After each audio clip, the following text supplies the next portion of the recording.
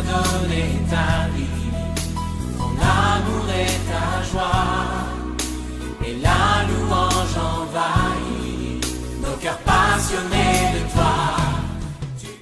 Et j'ai intitulé ça « Libérez l'Esprit de Dieu dans votre vie ». Donc nous allons lire un passage dans Romains chapitre 8. Et en réalité, je vous dis, s'il vous plaît, s'il y avait le temps, on allait lire tout le passage de Romains chapitre 8. Parce que Romains chapitre 8 est le chapitre de l'Esprit de Dieu. L'Esprit de Dieu apparaît dans ce chapitre 19 fois. Et je crois qu'il n'y a pas un autre passage dans la Bible qui a autant d'apparitions de l'Esprit de Dieu ou le Saint-Esprit ou l'Esprit tout court. Donc nous allons lire le verset 1 et 2, juste pour introduire, mais le verset clé, c'est le verset 16. Mais s'il vous plaît, lisez tout le passage à la maison. Le verset 1 et 2 dit, de Romains chapitre 8, « Il n'y a donc maintenant aucune condamnation pour ceux qui sont en Jésus-Christ. En effet, la loi de l'esprit de vie en Jésus-Christ m'a affranchi de la loi du péché et de la mort. » Que ça soit votre portion au nom de Jésus. Et le verset 16, qui est notre verset clé, nous allons lire ensemble, s'il vous plaît.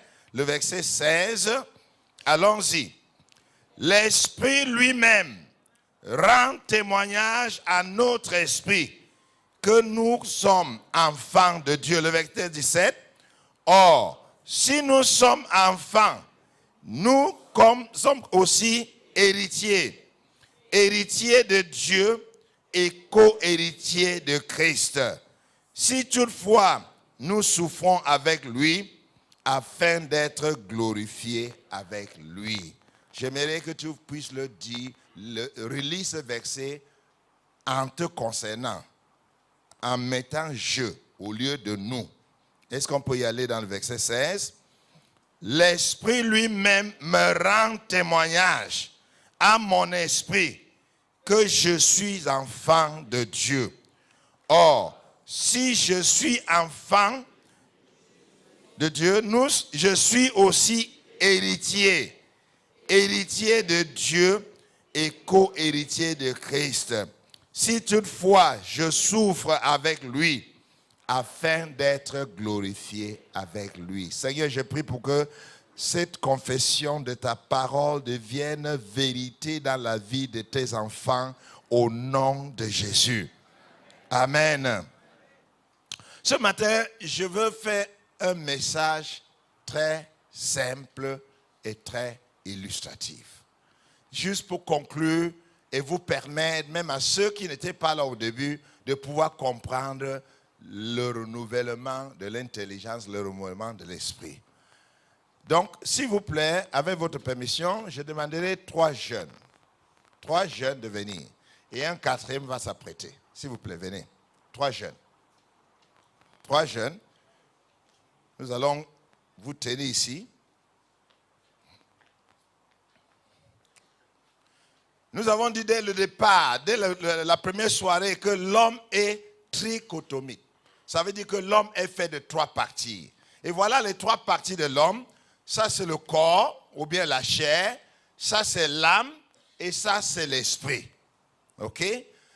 La Bible nous fait comprendre que la chair, les désirs de la chair sont contre les désirs de l'esprit. Et les désirs de l'esprit sont contre les désirs de la chair. Pourquoi? Maintenant, l'âme est l'intermédiaire. Et c'est lui qui joue le rôle de gestionnaire. Soit d'être soumise à la chair, un homme charnel, ou bien d'être soumis à l'esprit, un homme spirituel. Maintenant, la Bible nous fait comprendre que la chair ne se soumet pas à l'esprit. La chair est dirigée par les 5 sens. Et nous avons énuméré les 5 sens premier jour. Je n'y reviens plus. Et celui qui ne connaît pas le Seigneur, sa chair obéit les cinq sens. Et quand la chair obéit les cinq sens, la personne va vivre dans le péché. Donc, sa chair est soumise au péché. Ça, c'est la première chose. La deuxième chose, sa chair est soumise à la mondanité. Et troisième chose, sa chair est soumise aux habitudes malsaines. Donc, un homme qui ne connaît pas le Seigneur vit dans le péché, il est mondain, et troisièmement, les habitudes sont des habitudes malsaines. Mais celui qui a accepté le Seigneur Jésus et qui est renouvelé dans son intelligence, la Bible nous fait comprendre qu'il y a trois choses qui se passent dans sa vie. La première chose, Paul dit dans Galates chapitre 2, verset 20, qu'il est mort et il a été crucifié avec Christ. Donc la chair traverse la mort sur la croix.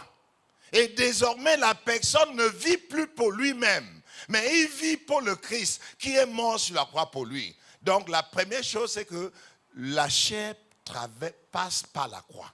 Et quand il passe par la croix, il meurt. Et quand il meurt, désormais, c'est Christ qui vit en lui. Et quand c'est Christ qui vit en lui, la deuxième chose, son corps maintenant devient le temple du Saint-Esprit. Et quand son corps devient le temple du Saint-Esprit, selon 1 Corinthiens chapitre 6, versets 19 et 20, maintenant, il vit une vie de justification. Il est juste devant Dieu. Il vit dans la sainteté. Voilà ce qui se passe au niveau du corps de celui qui est transformé par la puissance de Dieu. Nous avons dit que avoir développé la pensée de Christ, la pensée a trois éléments très importants. Premier élément, c'est les émotions.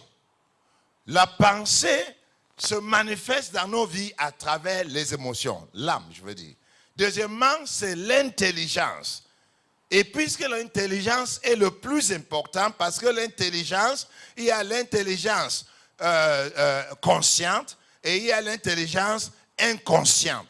Donc, la Bible dit que si ton intelligence est renouvelée, en ce moment, tu seras soumise sur l'œuvre du Saint-Esprit dans ta vie. Donc, la pensée, donc l'âme, c'est le centre des émotions, c'est le centre de la volonté et c'est le centre de l'intelligence. Et nous avons parlé l'autre jour que si vous soumettez votre âme à la parole de Dieu, et comme la parole de Dieu dit, la foi vient de ce que l'on entend, et ce que l'on entend vient de la parole de Dieu, si vous soumettez votre âme sur l'inspiration et l'onction de la parole de Dieu, vous serez transformé et votre pensée, votre âme deviendra la pensée de Christ.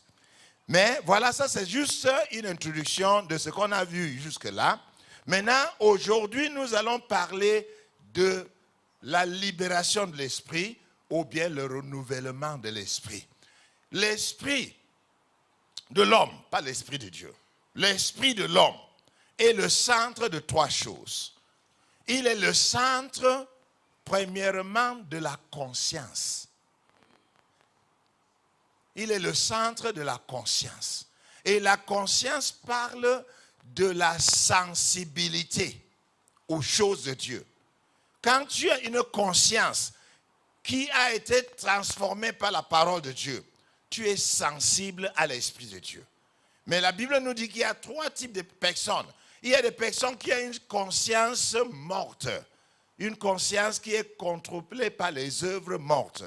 Mais il y a d'autres personnes qui ont une conscience qui est étouffée par les choses du monde. Mais troisièmement, on a des gens qui ont une bonne conscience. J'espère qu'après cette convention, le Seigneur, tu seras soumis à l'œuvre du Saint-Esprit afin que votre conscience ne soit plus morte, que votre conscience ne soit pas étouffée, mais que votre conscience soit renouvelée par l'Esprit de Dieu. Deuxième chose, l'Esprit est le centre de l'adoration. Oh, j'ai beaucoup aimé quand on a adoré le Seigneur chaque soir ici. Parce que, qu'est-ce que la Bible dit? De l'abondance du cœur, la bouche parle. Donc si ton cœur est rempli de la présence de Dieu, de la joie de Dieu, la bouche va manifester l'adoration. Et la Bible dit que voici le temps, le moment est arrivé où les vrais adorateurs feront comment? Adoreront le Seigneur comment? En vérité et en esprit. Parce que la vraie adoration provient de l'esprit. Et la troisième chose que l'esprit fait, que les chrétiens négligent beaucoup, c'est l'intuition.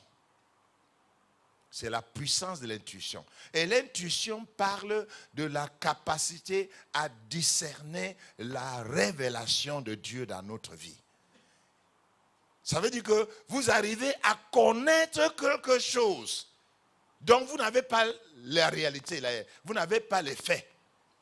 Mais l'Esprit de Dieu vous révèle. Je donne deux exemples. Il y a un jeune homme qui est venu habiter avec moi.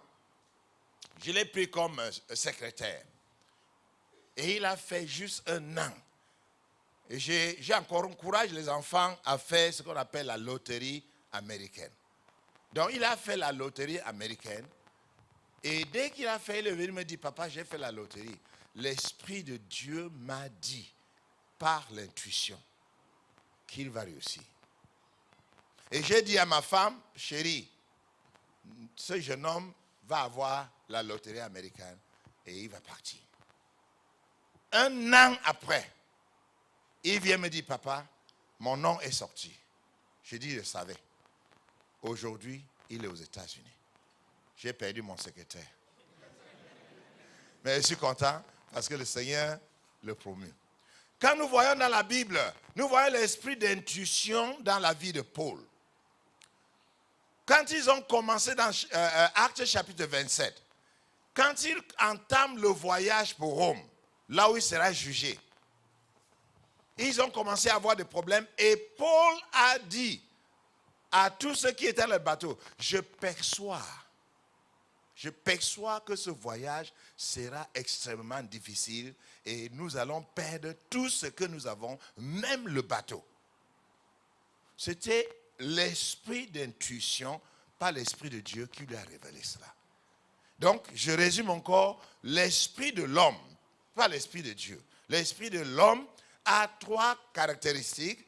Premièrement, c'est la conscience. Deuxièmement, c'est un esprit d'adoration. Et troisièmement, une intuition. L'intuition est très peu développée dans l'Église. Nous devons prier, Seigneur, aide-moi à réveiller l'aspect de l'intuition dans mon esprit, afin que je sois sensible aux révélations que vous voulez me donner au quotidien. Amen. Donc, voilà un homme. Cette personne n'a pas l'esprit de Dieu. Il n'a que son corps, son âme et son esprit. C'est un homme animal, un homme naturel. Et la Bible nous fait comprendre qu'un homme naturel n'a pas l'esprit de Dieu. Donc, puisqu'il n'a pas l'esprit de Dieu, il vit selon sa chair. Son âme est contrôlée par sa chair, ou bien par son esprit qui n'est pas renouvelé. Son esprit est charnel, son esprit obéit à la loi de la nature. C'est pour ça que la Bible dit qu'il est l'homme naturel, ou bien il est l'homme animal. Donc, soit il se comporte comme un animal, soit il se comporte comme un homme naturel. Il n'a pas l'influence de l'esprit de Dieu. Et ce matin, je sais qu'il y a des personnes dans cette salle qui n'ont jamais accepté le Seigneur Jésus. Vous êtes un homme naturel. Et si vous mourrez aujourd'hui, vous n'allez pas entrer dans le royaume de Dieu. Parce que l'Esprit de Dieu n'est pas en vous. Donc si vous êtes un homme naturel, vous n'avez jamais eu l'expérience avec l'Esprit de Dieu, ce matin, vous pouvez accepter Jésus. Car la Bible dit que nous ne trouvons notre bien-être qu'en acceptant Jésus. Car tout a été créé par lui et pour lui. Donc si tu ne vis pas en Jésus, ça veut dire que tu n'as pas trouvé la raison de ta vie. Parce que notre raison de vie est cachée dans le Seigneur Jésus. Et si tu acceptes Jésus comme ton Seigneur et Sauveur, en ce moment, tu retrouves ta raison d'être et tu vis pour glorifier le Seigneur dans ton corps, dans ton âme et dans ton esprit. Donc voilà l'homme naturel. Maintenant, nous allons introduire deux autres personnes, l'homme charnel et l'homme spirituel. S'il vous plaît, la quatrième personne peut venir. Voilà, merci beaucoup. Donc voilà l'Esprit de Dieu. Quand tu acceptes le Seigneur Jésus, la Bible dit dans Romains chapitre 8, verset 9, que si tu n'as pas l'Esprit de Dieu en toi, tu ne lui appartiens pas.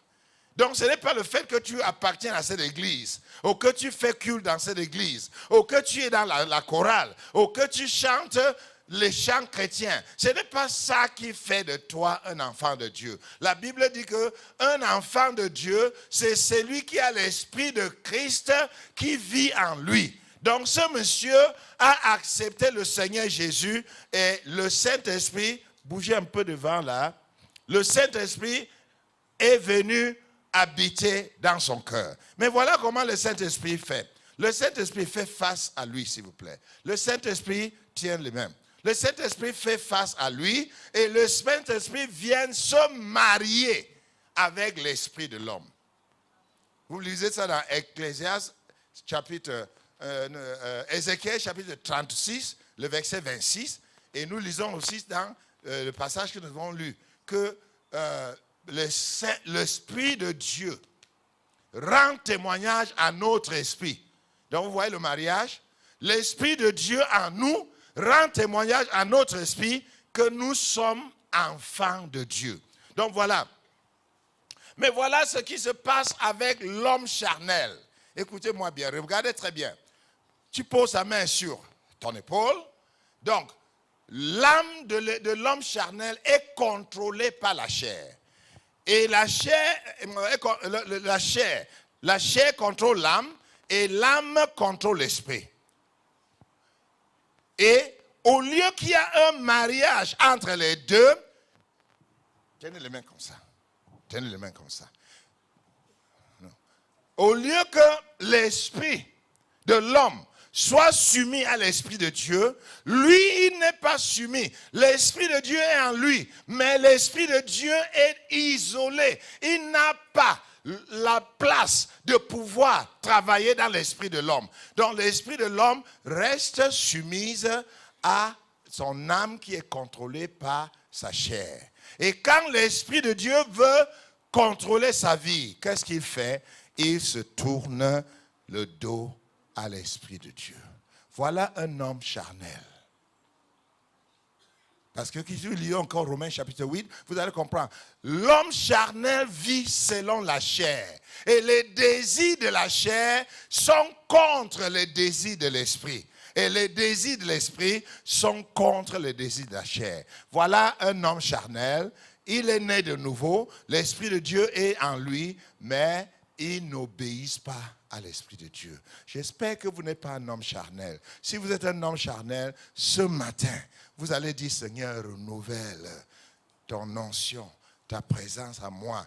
Désormais, je veux que mon esprit soit soumis à l'Esprit de Dieu. Et voilà ce qui se passe maintenant à l'homme spirituel. Tu tournes encore. L'homme spirituel, le Saint-Esprit, le mariage avec l'homme spirituel tient lieu. Et l'Esprit de Dieu appuie par derrière l'esprit de l'homme. Alléluia. Alléluia.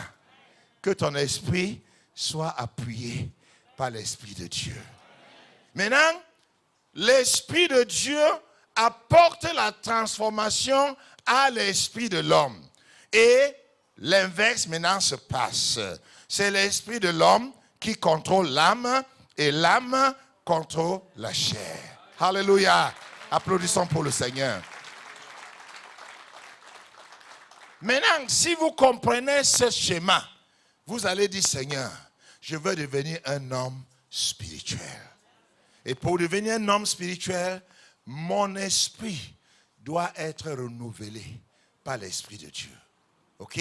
Maintenant, vous allez voir le troisième aspect d'un homme spirituel. et comment l'Esprit de Dieu s'opère dans la vie de cet homme.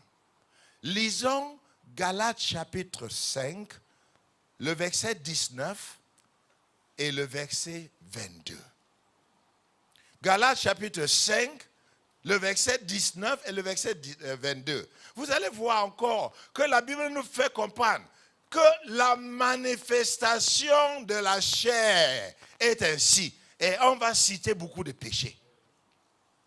Vous avez compris, n'est-ce pas? Et quand on cite tous ces péchés-là, on arrive au verset 22. J'aime le verset 22. Comment est-ce que le verset 22 commence? Mais, tout le monde dit mais. Mais, ça veut dire quoi? Le contraire. Alléluia. On a parlé de celui qui est conduit par la chair et à la fin, la Bible dit mais. Et qu'est-ce qu'il dit dans le verset 22? Mais le fruit de l'esprit, c'est ainsi. Amen. Et quand vous voyez les 9 éléments de fruit du Saint-Esprit, ça parle de le caractère de Jésus. De ce Jésus qui vit en nous par son esprit. L'amour, la patience, la joie, la bénédiction et tout ça, ça parle de la personnalité de Christ. Et la manifestation du fruit du Saint-Esprit est le contraire. Ça contredit quoi? La manifestation de la chair. Vous avez compris ça?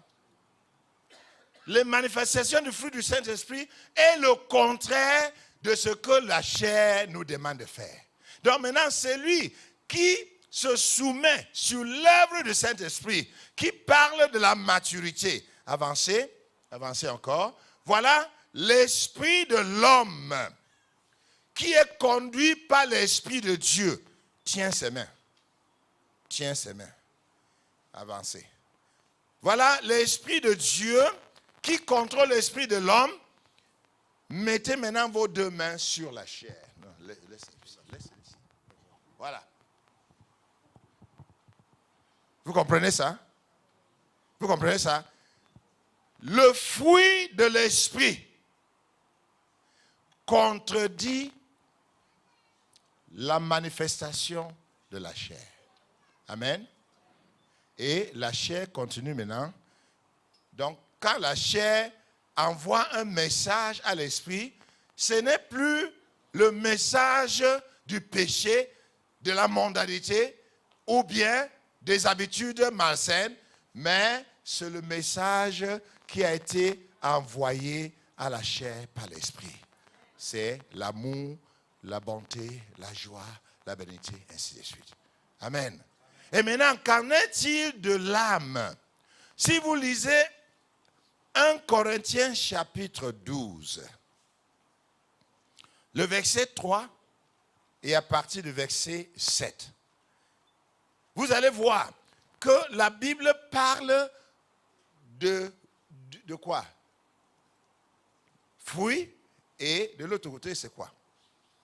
Les dons. Ça parle des dons du Saint-Esprit. Il y a 9 manifestations du fruit du Saint-Esprit. Il y a 9 manifestations du don du Saint-Esprit. Donc, les dons du Saint-Esprit, ça provient de l'intérieur. La parole de sagesse vient de l'intérieur. Ça vient de l'âme. Nous sommes d'accord? La parole de la connaissance vient de l'intérieur. La foi vient de l'intérieur. Les miracles, la puissance pour opérer les miracles vient de l'intérieur. Donc, quand l'âme de quelqu'un devient la pensée de Christ, il est renouvelé. Qu'est-ce qui se passe? L'Esprit de Dieu dans notre esprit influence l'âme de cette personne avec les dons du Saint-Esprit. Je veux voir l'image de la colombe. Vous savez que la Bible dit que le Saint-Esprit est une colombe. N'est-ce pas? Donc le Saint-Esprit a donc 2 ailes.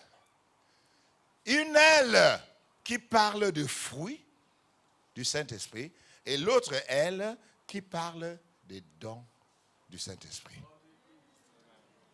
Et donc, le fruit du Saint-Esprit influence notre chair et les dons du Saint-Esprit influencent notre âme. Donc, si tu es un homme qui est renouvelé dans ton esprit, ça veut dire qu'il y a un mariage entre ton esprit et l'Esprit de Dieu. Ils travaillent ensemble. Ton esprit est influencé par l'Esprit de Dieu. Première chose. 2, ton corps est influencé par l'aile du Saint-Esprit qui est les fruits du Saint-Esprit qui contredisent l'œuvre de la chair. Et 3, ton âme est influencée, renouvelée par les dons du Saint-Esprit qui contredisent ce que la chair normalement vous demande de faire. Donc voilà un homme qui est renouvelé dans son esprit. Et si tu es renouvelé dans ton esprit, j'aimerais que tu fais comme un colombe. Les 2 mains. Soulevez les 2 mains et fais comme ça. D'un côté, c'est quoi? Le fruit du Saint-Esprit. Et de l'autre côté, c'est quoi? Les dons du Saint-Esprit. Les fruits du Saint-Esprit influencent quoi? La chair. Et les dons du Saint-Esprit influencent quoi? L'âme. Que le Seigneur t'accorde la grâce de devenir un homme spirituel. Que le Seigneur vous bénisse. Et que le Seigneur vous bénisse. Au nom de Jésus. Amen. Donc, je conclus très simplement en disant que à la fin de notre ministère, chacun de nous a besoin de prier et de dire, Seigneur, que l'œuvre du Saint-Esprit devienne une partie intégrante de ma vie. Je cherche l'intimité avec l'Esprit de Dieu. Je veux être soumise à l'œuvre de l'Esprit de Dieu dans mon cœur. Seigneur, accorde-moi de devenir un adorateur en vérité et en esprit. Seigneur, active l'intuition en moi afin que je sois sensible à toutes les révélations de l'Esprit de Dieu. Seigneur, que ma conscience qui était inerte, qui n'était pas soumise à l'Esprit de Dieu, que ma conscience soit renouvelée. Seigneur Jésus, ce matin, je prends l'engagement d'être renouvelé dans mon esprit. Et je veux prier avec tous ceux qui disent, Seigneur, je ne comprenais pas assez bien, mais ce matin, je veux que la colombe, je veux que l'Esprit de Dieu, avec les dons du Saint-Esprit et le fruit du Saint-Esprit, puisse envahir ma vie, transformer ma vie, afin que je sois un homme, une femme renouvelée par l'Esprit de Dieu. J'aimerais que ceux qui veulent prier cette prière, nous allons nous lever, on va d'abord chanter. Entre tes mains, Seigneur, j'abandonne.